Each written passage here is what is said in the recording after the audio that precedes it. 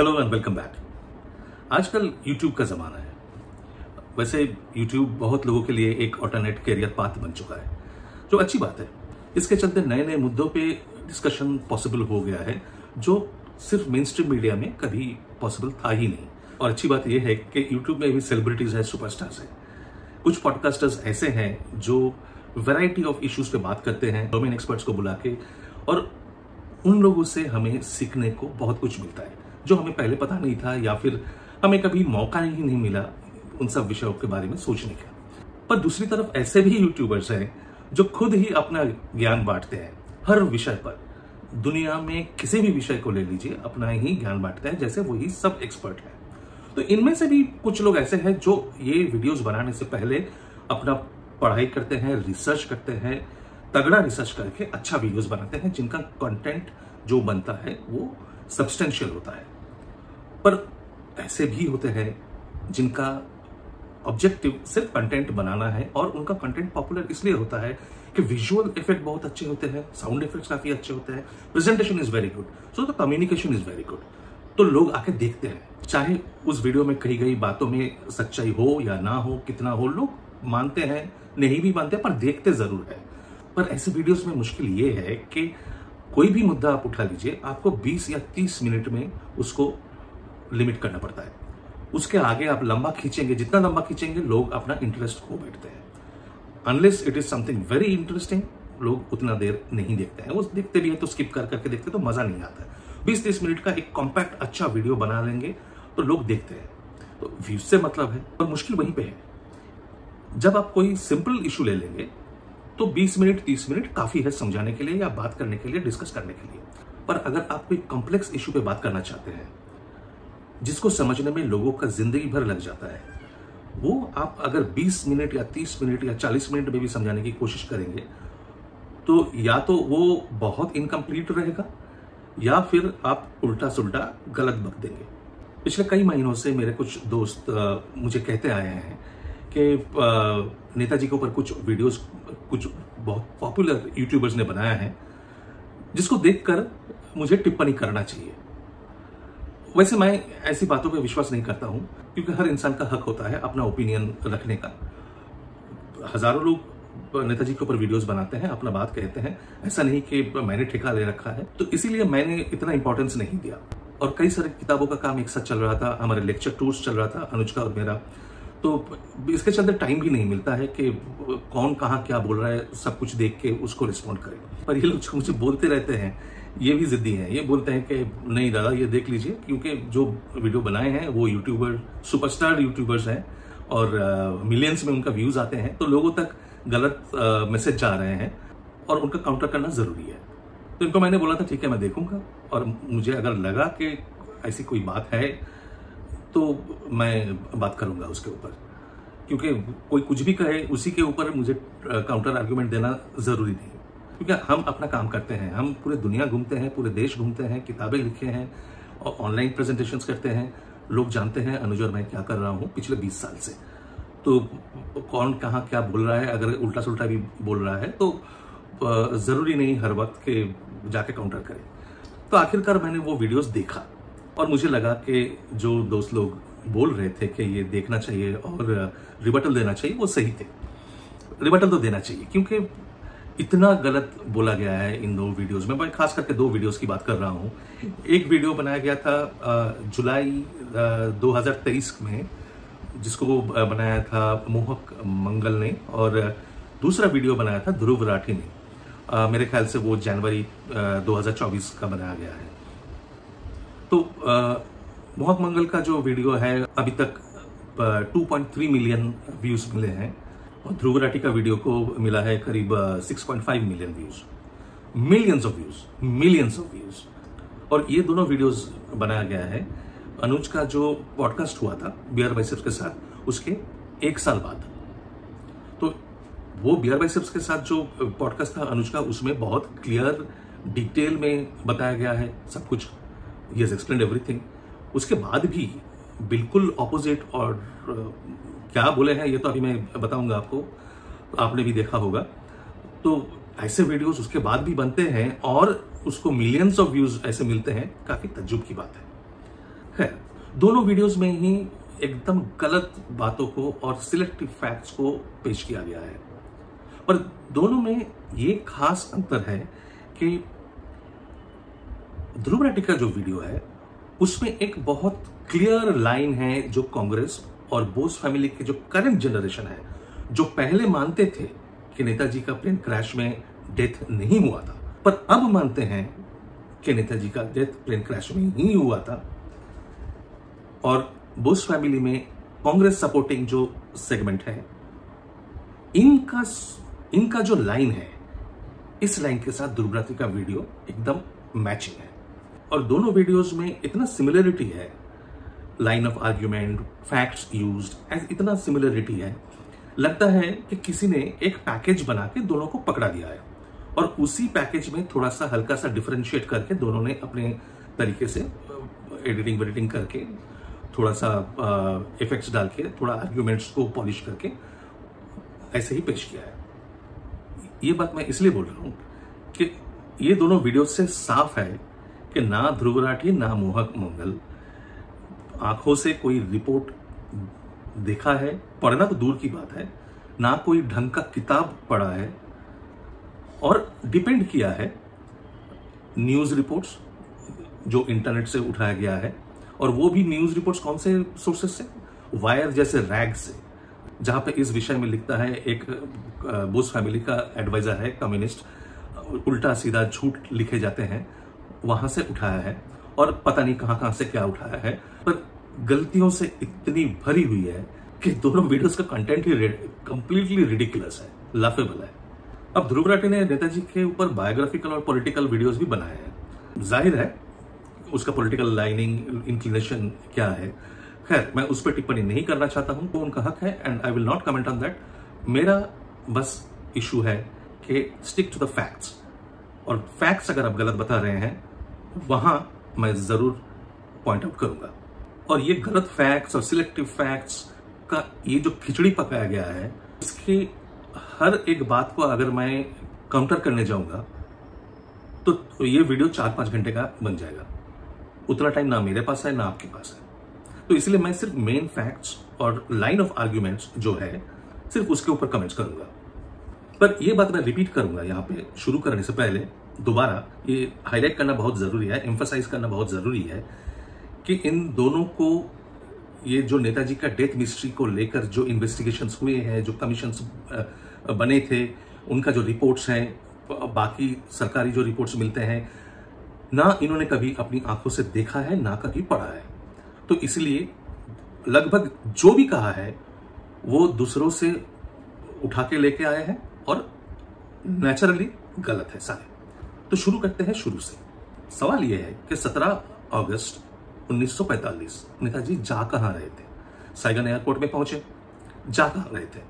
अब ये दोनों सुपरस्टार यूट्यूबर्स का कहना है कि नेताजी जाना चाह रहे थे मंचूरिया, पर जा रहे थे टोक्यो, क्योंकि पहले उनको जापानीज गवर्नमेंट को थैंक्स कहना था। अच्छा, ये किसने बताया? जो बात हबीबुर रहमान को पता नहीं था, जो बात एस.ए. अय्यर को पता नहीं था, जो बात आजाद हिंद सरकार और आईएनए के सीनियर ऑफिसर्स को पता नहीं था, वो इन दोनों को पता चल गया। और ये सोचिए, जिस प्लेन में जा रहे थे वो प्लेन पहले जा रहा था मंचूरिया, मंचूरिया से टोक्यो। तो अब नेताजी अगर टोक्यो गए, टोक्यो से मंचूरिया वापस कैसे आएंगे? वो कोई पीस टाइम नहीं था, जापान जंग हार चुका था, अलाइड फोर्सेस जापान को कब्जा कर लिया है। जापान में पहुंचेंगे, वहां जाके हेलो थैंक यू बोल के फिर एक प्लेन में बैठ के मंचूरिया चले जाएंगे? ये सवाल मन में आया ही नहीं। कहां से उठाते हैं ये इंफॉर्मेशन? ये जो इशू है, ये 20-30 मिनट में बात करने वाला इशू नहीं है। इसको ढंग से कवर करने के लिए हम जो प्रेजेंटेशन करते हैं, हमारा प्रेजेंटेशन चलता है कम से कम 3 घंटा, that's the minimum, basic minimum, जहां हम स्टेज में, पोडियम में 500, 600, 1000 लोगों के सामने प्रेजेंटेशन करते हैं और पूरा ऑडियो विजुअल प्रेजेंटेशन करते हैं। IITs, IIMs में 3 घंटा कम से कम लगता है। और ऐसा भी बहुत बार हुए हैं कि 3 घंटे से खींच के, क्योंकि लोगों के सवाल होते हैं, 5 घंटा 6 घंटा तक चला गया है। तो इतना डिटेल है, इतना कॉम्प्लेक्स है, ये आसान नहीं है इसको समझाना। तो किताब पढ़ना पड़ेगा, या फिर अगर आप सिर्फ यूट्यूब से ही जानना चाहते हैं तो आप मेरे यूट्यूब चैनल में तो इस पूरे इशू के ऊपर मैंने 6 पार्ट का एक सीरीज बनाया है।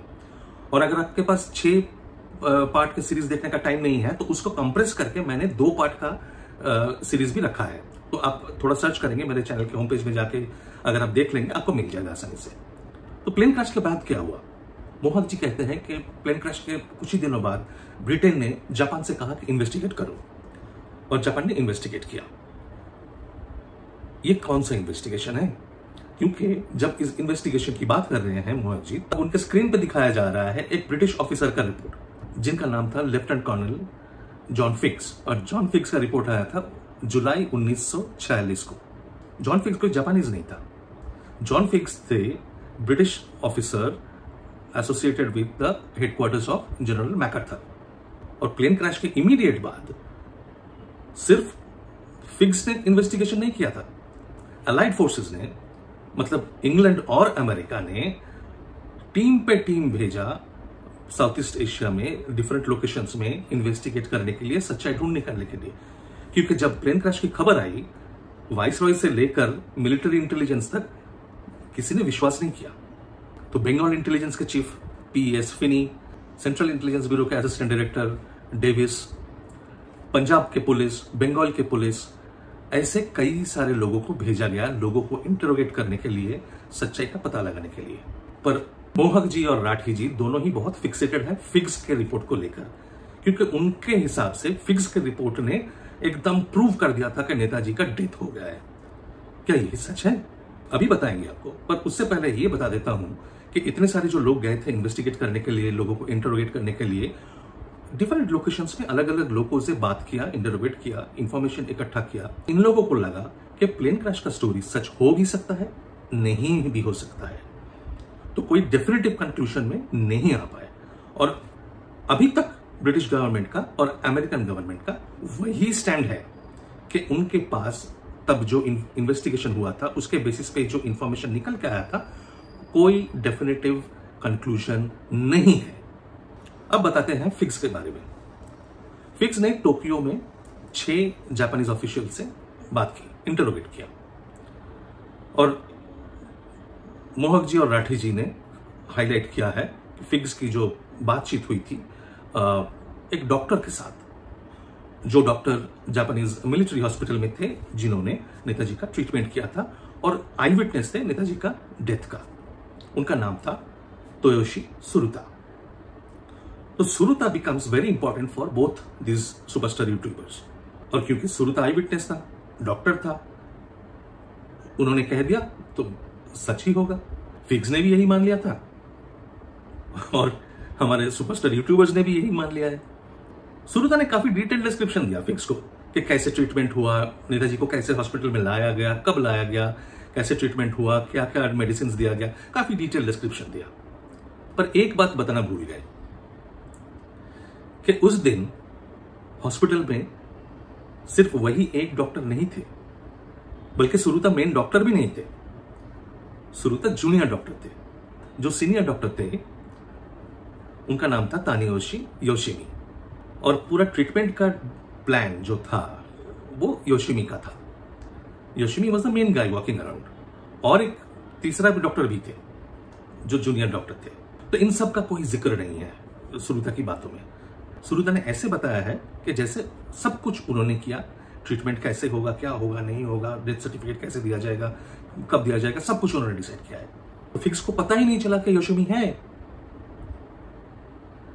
योशिमी का क्या कहना है वो बिना सुने ही फिग्स ने एकदम कंफर्म कर दिया कि सुरुता ने कहा है Bose is dead, so Bose is dead.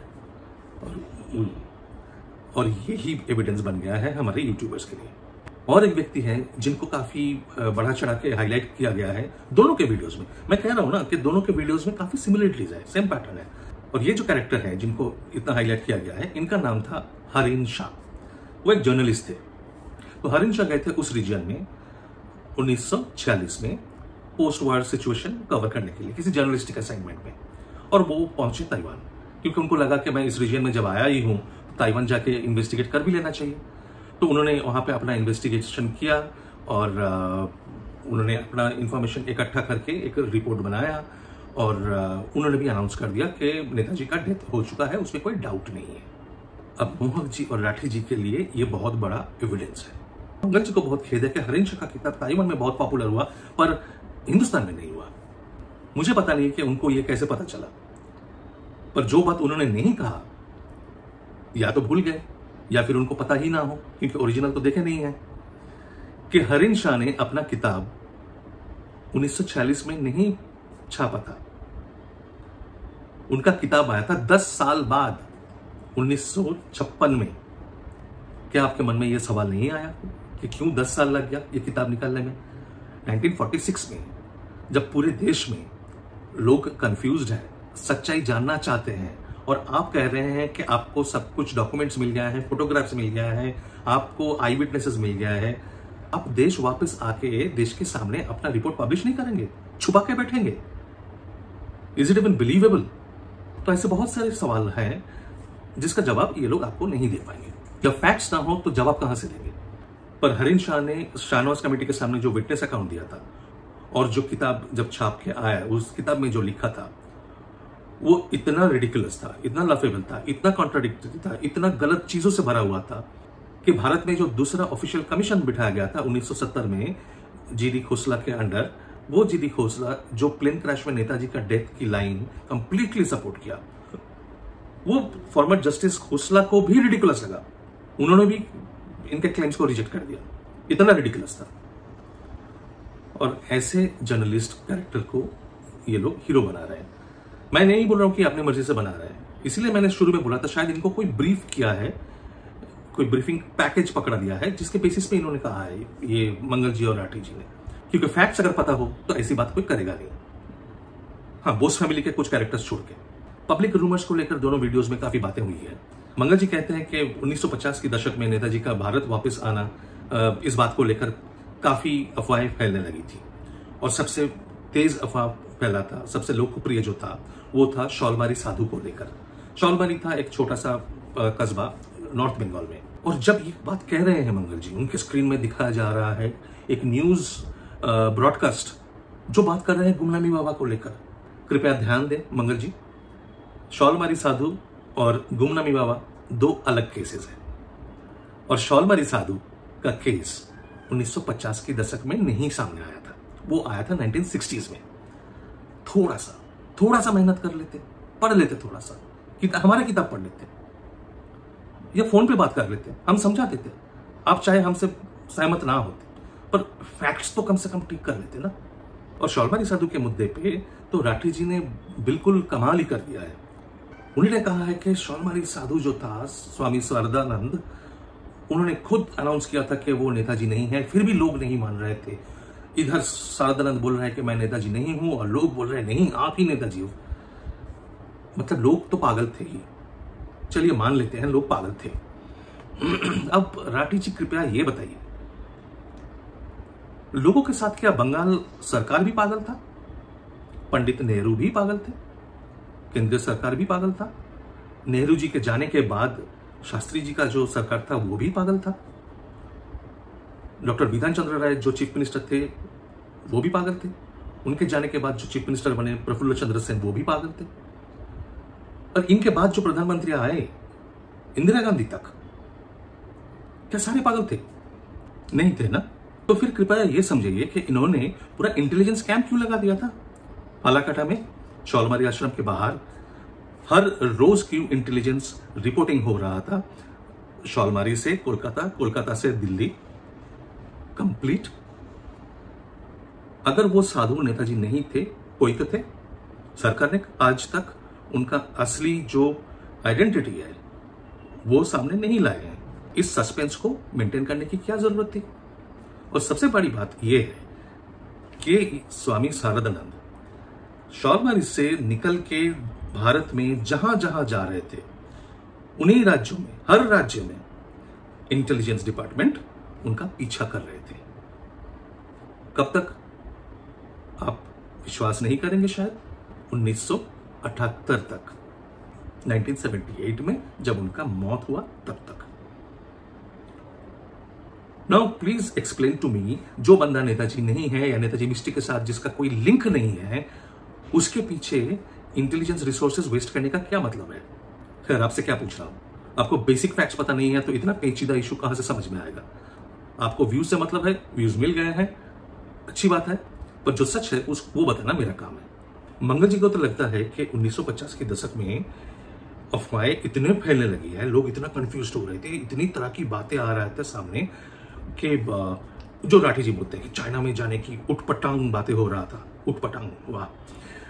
तो उनको रोकने के लिए सरकार को एक कमीशन बनाना ही पड़ा, और ये अफवाहें इसलिए फैल रही थी कि सरकार ने कोई क्लियर स्टैंड तब तक नहीं लिया था। क्या साहब, कहां से आते हैं ये सारे? भाई साहब, 1946 से जवाहरलाल नेहरू, जो डी फैक्टो प्राइम मिनिस्टर थे उस वक्त, क्लियर पोजीशन ले लिया था कि भारत सरकार का पोजीशन ये है कि नेताजी का मौत प्लेन क्रैश में हो चुका था और उसमें कोई शक नहीं है। बात यह हुई कि 1955-56 में एक मूवमेंट ऐसा खड़ा हो गया जिसमें इन्वॉल्व थे नेताजी के बड़े भाई सुरेश चंद्र बोस, शाहनवाज खान और बहुत सारे important personalities, political personalities, intellectuals. एक मास मूवमेंट सा बन गया था बंगाल में, और उनका कहना यह था कि अगर सरकार प्रॉपर इंक्वायरी कमीशन नहीं बनाते हैं तो वो अनऑफिशियल कमीशन बनाएंगे और खुद ट्रैवल करेंगे हर देश में, हर जगह पे जहां नेताजी ने काम किया है, आईएनए ने काम किया है, जहां पे आजाद हिंद गवर्नमेंट का प्रेजेंस था। इस प्रेशर की वजह से नेहरू ने एग्री किया for the first time to set up an official inquiry. सच्ची कहानी ये है। तो ये इंक्वायरी कमेटी बनाया गया था under the chairmanship of Shahnawaz Khan, और उसमें मेंबर्स रहे सुरेश बोस और एक civil servant S N Moitra. तो ये कमेटी ट्रैवल करके डिफरेंट लोकेशंस में जाके आई विटनेसेस से बात की, और ये नतीजे में आए कि नहीं, प्लेन क्रैश तो हुआ था और नेताजी का मौत भी प्लेन क्रैश में ही हुआ था। पर यह सिर्फ मेजॉरिटी डिसीजन था। मेजॉरिटी डिसीजन मतलब 3 सदस्यों का कमेटी था, उसमें 2 सदस्य, एक सरकारी सदस्य जो एस एन मोइत्रा और शाहनवाज खान, इन दोनों ने ये लिखा रिपोर्ट में कि प्लेन क्रैश में ही नेताजी का मौत हुआ है। जो एविडेंस सामने आया था जांच के वक्त, उसके बुनियाद पे सुरेश बोस को लगा कि नहीं, एक्चुअल एविडेंस कुछ और कहानी बता रहे हैं।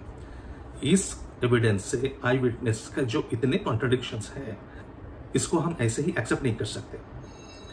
उन्होंने रिपोर्ट में साइन करने से रिफ्यूज कर दिया और बाद में अपना डिसेंट रिपोर्ट सबमिट किया। मतलब डिसेंट रिपोर्ट टाइप कॉपी एक भेज दिया पंडित नेहरू के ऑफिस में। शाहनवाज खान कमेटी का ऑफिशियल मेन रिपोर्ट जो है उसको प्रॉपरली टेबल किया गया था, प्रॉपर मीडिया पब्लिसिटी हुआ था, सब कुछ हुआ था, बट सुरेश बोस को रिपोर्ट को दबाया गया था। सुरेश बोस को अपनी जेब से पैसा खर्चा करके उस रिपोर्ट को छपवाना पड़ा। पर शाहनवाज कमेटी का फाइंडिंग्स कोई मानने को तैयार नहीं था। लोगों को लगा कि ये तो कुछ और ही बता रहे हैं, शाहनवाज खान कुछ और बता रहे हैं, और जो इंफॉर्मेशन सामने आ रहा है वहां से कुछ और लग रहा है। तो लोगों ने ये मानने से इनकार कर दिया। इसके बाद जो इंक्वायरी कमीशन बिठाया गया, वो भी सरकार अपने मर्जी से नहीं बनाया गया था, उसके लिए भी बहुत पब्लिक प्रेशर था। और सिर्फ पब्लिक प्रेशर नहीं, पब्लिक रिप्रेजेंटेटिव्स जो थे पार्लियामेंट में, जो पार्लियामेंटेरियंस थे, उनका दबाव था। More than 300 parliamentarians submitted their petition to the prime minister. Samar Guha ने पूरा कैंपेन चलाया, कटिंग अक्रॉस पार्टी लाइन्स। लोगों ने, एमपीज ने दस्तखत किया उस पिटिशन में, तब जाके जीडी खोसला कमीशन बना। विटनेस के हिसाब से खोसला आयोग में और बहुत ज्यादा लोग आए, क्योंकि तब तक और भी इंफॉर्मेशन चारों तरफ से आना शुरू हो गया था। लोग जो डर के मारे पहले बात नहीं कर रहे थे, थोड़े थोड़े अभी बात करना शुरू किया। पर ऐसे भी बहुत लोग थे जो, ऐसे माहौल जब हो, कंफ्यूजन हो, लैक ऑफ क्लैरिटी हो और एक नेशनल हीरो का डिसअपीयरेंस की बात हो रहा हो, तो ऐसे लोग आ ही जाते हैं अपने कॉन्स्पिरेसी थियरीज लेकर, मसालेदार कहानी लेकर आ जाते हैं। तो ऐसे भी बहुत लोग आए थे अपना अपना फैंटास्टिक क्लेम्स लेकर। जस्टिस खोसला ने क्या किया, उन्होंने बहुत इंटेलिजेंट काम किया। उन्होंने ये हाईलाइट कर दिया कि ऐसे ऐसे लोग आए हैं, अपना मनगढ़ंत कहानियां लेकर आ गए हैं, और उनके साथ क्लब कर दिया उन क्लेम्स को जो प्राइमा फेसी तो विटनेस प्रूव नहीं कर पाएंगे, पर जिसमें सब्सटेंस है। जिनको जरूरत था फर्दर इन्वेस्टिगेशन की। तो दोनों को क्लब करके, मर्ज करके, एक साथ प्रेजेंट करके बोला कि लोग उल्टा सीधा बोल रहे हैं। ही बिकेम अ साइकोलॉजिस्ट कि people are just talking rubbish, they are imagining things. तो इनको सामने रख के पूरा केस को, इस ऑल्टरनेटिव जो थियरीज था उनको बिल्कुल दबा दिया। और जापानीज जो विटनेसेस आए थे उनकी बात को हाईलाइट करके दिखा दिया कि प्लेन क्रैश ही हुआ था और उनमें ही मौत हुआ था नेताजी का, उसमें कोई शक नहीं था। और उस समय की प्रधानमंत्री इंदिरा गांधी ने भी जस्टिस खोसला का रिपोर्ट एक्सेप्ट कर लिया, ऑफिशियल हो गया। वही भारत सरकार का ऑफिशियल पोजीशन बन गया, मतलब कंटिन्यू करता रहा। जो ऑफिशियल पोजीशन था 46 से, उसमें कोई चेंज नहीं आया। इसके बाद तीसरा जो जांच बिठाया गया वो 1999 में रिटायर्ड जस्टिस मनोज कुमार मुखर्जी के अंडर। ये सुपरस्टार यूट्यूबर्स के वीडियोस में ऐसे इंप्लाई किया गया है कि बीजेपी पावर में आया था इसलिए नया इंक्वायरी कमीशन बिठाया गया, and that is completely wrong. पर सुपरस्टार यूट्यूबर्स के साथ सच्चाई का क्या लेना देना? They can give you opinion, not correct facts. Mukherjee आयोग का गठन एक कल्मिनेशन था, एक प्रोसेस का, एक मूवमेंट का, जो शुरू हुआ था नरसिम्हा राव गवर्नमेंट के टाइम से। क्योंकि नरसिम्हा राव सरकार ने यह डिसाइड किया था और अनाउंस कर दिया, घोषणा कर दिया कि नेताजी को मरणोत्तर भारत रत्न दिया जाएगा। और जैसे ही ये अनाउंसमेंट आया, PIL फाइल हुआ सुप्रीम कोर्ट में कि भारत रत्न तो ठीक है, मरणोत्तर कैसे? पब्लिक इंटरेस्ट लिटिगेशन में यह कहा गया कि पहले मृत्यु साबित करिए, फिर भारत रत्न चाहे दीजिए। ध्यान दीजिए जो मैं आपको बता रहा हूं, सुनिए इस बात को। मंगल जी और राठी जी, आप भी अगर आप सुन रहे हैं तो सुन लीजिए। आपके हिसाब से नेताजी का डेथ एस्टेब्लिश हो चुका था, प्रूफ हो चुका था, कोई शक नहीं था। तो PIL में जब बोला गया सुप्रीम कोर्ट में कि एस्टेब्लिश प्रूव द डेथ, तो सरकार के लिए तो आसान होना चाहिए था ना कि ये लो भाई प्रूफ, चलो निकलो, टाइम वेस्ट मत करो कोर्ट का। पर सरकार ने क्या किया? सरकार ने अनाउंसमेंट को विथड्रॉ कर लिया। They did not even contest, they just withdrew the announcement. Award तभी तक दिया नहीं था, सिर्फ अनाउंसमेंट किया गया था और उस अनाउंसमेंट को विथड्रॉ कर लिया। सोचिए जरा, अगर उनके पास प्रूफ होता, अगर एक एस्टेब्लिश्ड फैक्ट होता प्लेन क्रैश में नेताजी का मौत, तो वो कोर्ट को दिखाने में क्या परेशानी थी? कोर्ट भी मान लेते, अपने जजमेंट में बोल देते कि हाँ ये सही है, पूरा देश भी मान लेता। पर ये ना करके दे स्टेप्ड बैक। इसके आगे कुछ साल बाद नेशनल फ्रंट गवर्नमेंट के टाइम पे डिफेंस मिनिस्टर मुलायम सिंह यादव जी ने ये अनाउंस किया कि वो चाहते हैं रिंकोजी टेम्पल में जो अस्थियां रखी गई हैं, जिनको सरकारी हिसाब से कहा जाता है कि वो नेताजी का है, वो देश में वापस लाना चाहिए और वो कोशिश करेंगे लाने की। इस स्टेटमेंट के अगेंस्ट भी एक केस फाइल हुआ कोलकाता हाईकोर्ट में, और उस PIL में भी कहा गया कि सरकार पहले साबित कर दे कि नेताजी का मौत वो प्लेन क्रैश में हुआ था। पर यहां एक बड़ी गजब की बात हो गई। ये PIL जो चल रहा था कोलकाता हाईकोर्ट के चीफ जस्टिस उस वक्त का जस्टिस प्रभाशंकर मिश्रा के कोर्ट में, यहां सरकारी वकील खुद आके बोला कि वो जो शाहनवाज कमेटी और खोसला कमीशन के जो भी फाइंडिंग्स हैं और जो भी सरकारी रिपोर्ट सरकार के पास मौजूद है, जो भी कहा गया है, all of them are full of loopholes, जिसको अभी एक्सेप्ट नहीं किया जा सकता, जिसके बेसिस पे ये नहीं कहा जा सकता कि नेताजी का मौत हुआ था प्लेन क्रैश में। सरकारी वकील कोलकाता हाईकोर्ट में खड़े होकर ये आर्ग्यूमेंट दिया। इस बात की जिक्र आपको ना मंगल जी के वीडियो में मिलेगा, ना राठी जी के वीडियो में मिलेगा, क्योंकि इसके बारे में उनको पता नहीं होगा। जिन लोगों ने उनको ब्रीफ किया है उन लोगों ने बताया नहीं होगा। और जैसे मैंने कहा, फैक्ट्स से उनको क्या लेना देना। खैर चलिए, कोई बात नहीं, हम अपना काम कर लेते हैं। आप ये सोच रहे होंगे कि सरकारी वकील ने क्यों ऐसा कहा। सरकारी वकील ने इसलिए यह बात कहा कि 1978 में पार्लियामेंट में प्राइम मिनिस्टर मोरारजी देसाई ने एक अनाउंसमेंट किया था, जिसमें उन्होंने कहा था कि सरकार के पास कुछ नए तथ्य आए हैं जिसके आधार पर पुराना जो स्टैंड था सरकार का वो मेंटेनेबल नहीं है। वो पुराने खोसला कमीशन, शाहनवाज कमेटी के फाइंडिंग्स के ऊपर सवाल खड़ा कर दिया है और उसको और एक्सेप्ट नहीं किया जा सकता। मतलब 1978 से भारत सरकार का पोजीशन चेंज हो गया। At least the issue was open. सरकारी वकील ने वही लाइन दोहराया 1997-98 में कोलकाता हाईकोर्ट में, जिसके चलते कोलकाता हाईकोर्ट ने ऑर्डर दिया एक नया जांच आयोग बिठाने का। तब जाके भाजपा सरकार ने मुखर्जी कमीशन का गठन किया। ऐसा नहीं कि भाजपा सरकार बहुत इंटरेस्टेड थे इस मुद्दे को लेकर, जैसे आज नहीं है, उस वक्त भी नहीं थे। और जो ये सोच रहे हैं कि मोरारजी देसाई नॉन कांग्रेसी प्राइम मिनिस्टर थे, जनता पार्टी के प्राइम मिनिस्टर थे, इसीलिए कांग्रेस गवर्नमेंट का जो डिसीजन था उसको चेंज कर दिया, पलट दिया, ऐसा नहीं होता है। और ये बात भी ना मंगल जी ना राठी जी ने आपको बताया कि 1962 में सुरेश चंद्र बोस, जिन्होंने डिसेंटिंग रिपोर्ट जमा किया था, नेताजी के बड़े भाई, उन्होंने पंडित जी को चिट्ठी लिखकर यह पूछा कि आप इतना कॉन्फिडेंट हैं कि मेरे भाई का मौत हो गया है 1945 में प्लेन क्रैश में, तो आप मुझे उसका कोई प्रूफ दीजिए ना, क्योंकि मुझे तो नहीं मिला, मैंने जांच किया है, मुझे कोई एविडेंस नहीं मिला है। आपके पास एविडेंस अगर है जिसके बेसिस पे आप इतना कॉन्फिडेंट है, आप मुझे वो एविडेंस दे दीजिए।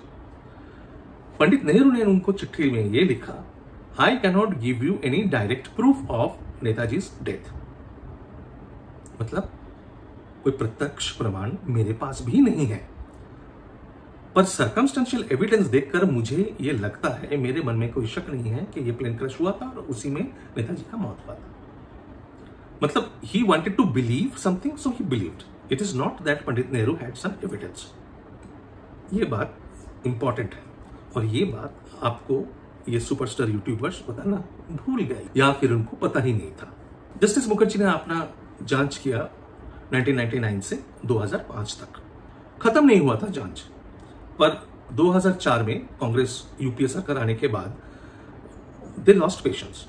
जस्टिस मुखर्जी कहते रहे कि अभी तक सारे इंफॉर्मेशन नहीं मिले हैं, पर कांग्रेस सरकार तैयार नहीं थे और वेट करने के लिए। उन्होंने कहा नहीं खत्म करिए, थोड़ा 1-2 एक्सटेंशन दिया और 2005 में जांच खत्म हो गया। जितना एविडेंस जस्टिस मुखर्जी कलेक्ट कर पाए थे, उसके बेसिस पे उन्होंने साबित कर दिया कि plane crash was a hoax. The story of a plane crash was a smokescreen, जो रचा गया था जापानीज आर्मी के एक सेक्शन द्वारा नेताजी के साथ, to help him go towards Russia. Justice Mukherjee का finding was a landmark finding. पूरा पलट के रख दिया, जो कांग्रेस सरकार एक के बाद एक बोलते आए हैं, उसको बिल्कुल पलट के रख दिया। And it proved Morarji Desai's point. पर अभी कांग्रेस सरकार को यह बात पसंद नहीं आया, काफी डिले किया रिपोर्ट को रिलीज करने में, और जब रिपोर्ट को पार्लियामेंट में पेश किया गया, उसको बस ऐसे ही रिजेक्ट कर दिया गया। No reason was given in the action taken report कि क्यों रिजेक्ट किया गया। और मंगल जी और राठी जी के वीडियोस में भी काफी सारे झूठ बोले गए हैं मुखर्जी के बारे में। 1-2 को मैं कॉन्ट्राडिक्ट करना चाहूंगा, क्योंकि लोगों के लिए जानना जरूरी है कि सिर्फ राठी जी और मंगल जी नहीं, वो जो सोर्स है बोस फैमिली के करंट जनरेशन के कुछ मेंबर्स हैं और उनके जो कम्युनिस्ट एडवाइजर्स हैं, कांग्रेस एडवाइजर्स हैं, वो लोग ये मैन्युफैक्चर किया है ये सारे एलिगेशंस को। ये एलिगेशन लगाया गया है कि जस्टिस मुखर्जी ने प्लेन क्रैश की थ्योरी को तो रिजेक्ट कर दिया, पर उन्होंने कोई ऑल्टरनेटिव नहीं बताया। जरूरी नहीं है कि ऑल्टरनेटिव बताएं, it is not a requirement. और वो ऑल्टरनेटिव नहीं बता पाए, इसलिए जो प्रेजेंट किया है वो गलत नहीं बन जाता। और जस्टिस मुखर्जी ने अपने सफाई में साफ साफ लिखा है कि क्यों और इंफॉर्मेशन नहीं मिला, क्योंकि भारत सरकार से लेकर बाहर देशों की सरकार से भी आर्काइवल डॉक्यूमेंट्स, क्लासिफाइड डॉक्यूमेंट्स मिलना बहुत मुश्किल हो रहा था उनके लिए। बहुत सारे डॉक्यूमेंट्स को उनको नहीं दिया गया। यह एलिगेशन भी लगाया गया है कि रिंकोजी टेम्पल के प्रीस्ट तो डीएनए टेस्ट करना चाहते थे एशेस का, अस्थियों का, पर जस्टिस मुखर्जी ने करने नहीं दिया। इतनी बड़ी झूठ। जस्टिस मुखर्जी ने पूरा एफर्ट लगाया डीएनए टेस्टिंग पॉसिबल करने के लिए। दुनिया भर के एक्सपर्ट्स को कांटेक्ट किया, देश के अंदर बड़े एक्सपर्ट्स को कांटेक्ट किया, सबसे ओपिनियन लिया, और ये आगे बढ़ना चाहिए। रोका किसने? रोका गवर्नमेंट ऑफ इंडिया ने। फिर बताते हैं कि जस्टिस मुखर्जी ने कहा कि वहां पे जो न्यूज़पेपर था उस पर कोई खबर नहीं छपी थी प्लेन क्रैश की, पर हरिन शाह ने कहा था कि वहां पे और न्यूज़पेपर थे जहां खबर छपी थी। अरे भाई साहब, बात को समझिए। एक न्यूज़पेपर जब लोकल इवेंट कुछ होता है, मिसहैप होता है, ह्यूज इवेंट होता है, अगला दिन उसका खबर छापती है।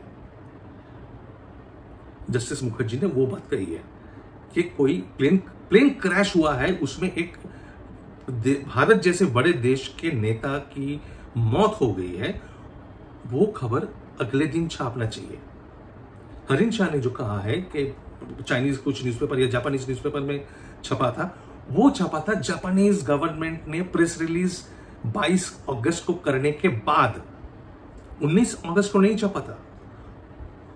तो खैर मतलब इतना वही बात है कि इतना कॉम्प्लेक्स इशू तो आप मंगल जी और राठी जी आप रहने दीजिए, ऐसे मुद्दों को मत छेड़िए। खैर वीडियो लंबा होते जा रहा है और मैं इसको खींचना नहीं चाहता हूँ, बहुत लंबा वीडियो बनाने का मेरा कोई इच्छा नहीं है। मैं बहुत ब्रीफली गुमनामी बाबा इशू को टच करके जाऊंगा। गुमनामी बाबा केस में भी ना मंगल जी ना राठी जी को बेसिक फैक्ट्स बिल्कुल नहीं पता। गुमनामी बाबा के आइडेंटिटी के पक्ष में, फेवर में जो एविडेंस उभर के आया था, उसके बारे में ना मंगल जी ना राठी जी ने एक सेंटेंस भी खर्चा नहीं किया है। मैं कौन होता हूं, कौन होते हैं ये यूट्यूबर्स? गुमनामी बाबा का आइडेंटिटी लेकर जिन लोगों ने अपना लिखित बयान छोड़ गए हैं, वो थे फ्रीडम मूवमेंट के टॉप रेवोल्यूशनरीज, बंगाल के टॉप रेवोल्यूशनरीज जो सुभाष चंद्र बोस के क्लोजेस्ट एसोसिएट्स थे, जिंदगी भर उनके साथ काम किए थे, दिन रात उठना बैठना था, और जिनको आंखें बंद करके भी कभी गलती नहीं होता कि सामने कौन है, चाहे वो दिखे ना दिखे।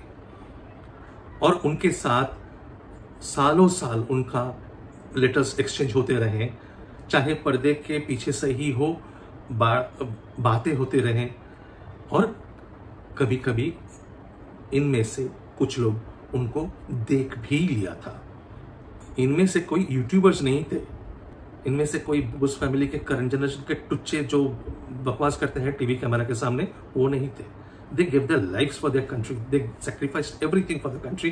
They knew Subhash Bose more than anybody else. DNA evidence पे राठी जी को बहुत दुख है कि सुब्रत बोस को 1 ml खून देना पड़ा। बात तो ऐसे कर रहे हैं जैसे कोई जंग लड़के आए हैं, जख्मी हो गए हैं। अरे भाई साहब, एक नॉर्मल ब्लड डोनेशन कैंप में 450 से 500 ml ब्लड देते हैं हम लोग, यहाँ 1 ml ब्लड दिया था। और लिखा तो महाशय ने ऐसे है अपनी किताब में, सुब्रत बोस की बात कर रहा हूँ, जो अपना किताब जो आजकल कोई शायद पढ़ता भी नहीं है, वहां पे लिखा है 1 ml खून देना पड़ा। उसी बात को राठी जी ने बहुत बड़ा चढ़ा के कहा भी है यहाँ। तो डीएनए टेस्ट मैच नहीं हुआ, क्यों नहीं हुआ, ये कहानी अब सबको पता है, क्योंकि हमने सारे एविडेंस जो है गुमनामी बाबा प्रकरण के, जो भी एविडेंस है, जो भी इंट्रिकेट डिटेल्स है, सारी चीजें हमने कॉननरम किताब में लिख के, छाप के सबके सामने रखा है। जो लोगों ने पढ़ा है, बहुत प्यार से पढ़ा है और बहुत प्यार दिया है, अभी भी दे रहा है।